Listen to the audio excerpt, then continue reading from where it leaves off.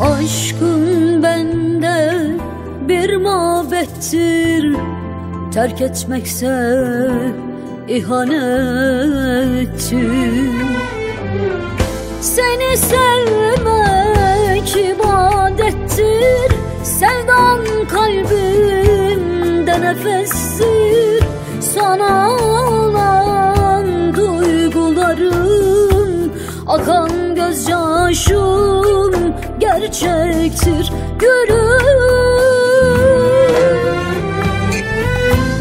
Gülüm gülüm, kara gülüm, bana yaptıkların zulüm. Gidişine dayanamam, sen dönmezsen gelir ölüm. Sen gelmezsen gelir ölüm.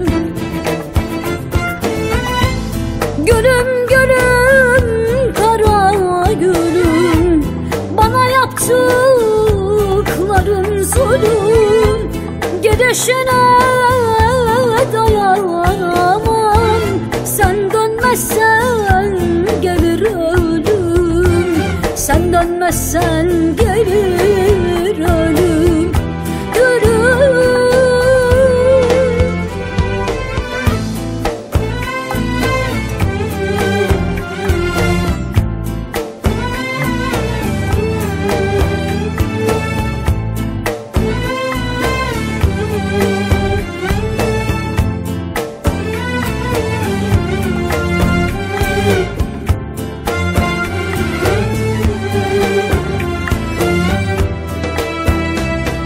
Sensiz hayat bana haram, yüreğimde kanar yaram.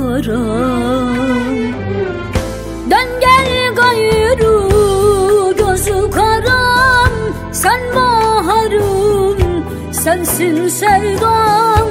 Ayrılık büksü belimi, yokluğuna dayanamam gülüm. Gülüm gülüm, kara gülüm, bana yaptıkların zulüm. Gidişine dayanamam, sen dönmezsen gelir ölüm. Sen gelmezsen gelir ölüm. Gülüm gülüm, kara gülüm, bana yaptıkların zulüm.